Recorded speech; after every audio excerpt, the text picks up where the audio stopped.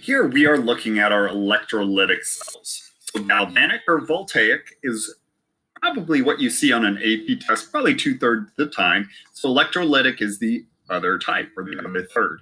In this case, we have to have a power supply or an outside source of voltage. But a lot of things are still the same. Oxidation still occurs at the anode. Reduction still occurs at the cathode. Electrons are still going to flow from the anode to the cathode. The salt bridge acts in the same way with cations and anions. But the difference is that we're not looking at something thermodynamically favorable. Our voltage, when we calculate it, our cell potential comes out negative. And because of that, an outside voltage source is needed. You're not going to see a voltmeter. You're not going to see a light bulb in this. You're going to have some sort of power supply or a battery.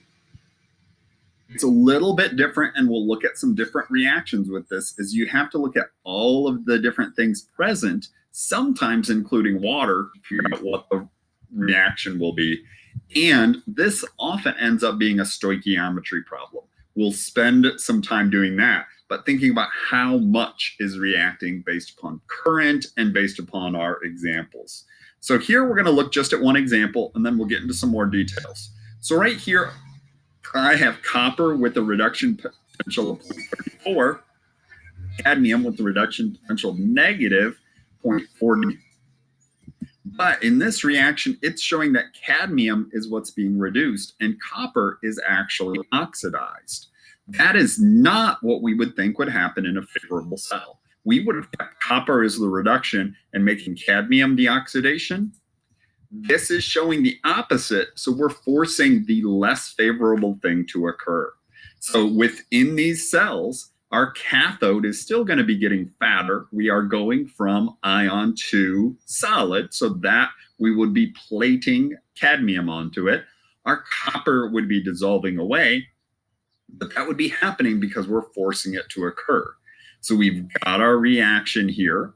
We are still going to do the cell potential, or excuse me, the standard reduction potential of our cathode minus our anode. So we don't change any of that. We just end up with a negative value here. So we force the opposite to occur. And electrolysis, the reason we would do this is we can force reactions that are unfavorable to occur. We can plate metals, extract pure metals, producing hydrogen gas from water for hydrogen cells, and lots of different things, basically recharging a battery, if you will. If we run the cell this way, it charges it back up to then be able to run the other way and power something. So there's lots of reasons we might want to do an electrolysis, but the key is the negative voltage putting in a certain amount of electric potential to force that positive delta G reaction to occur. We're going to look at a couple special cases because whether we have a pure sample or an aqueous solution, these can end up slightly different.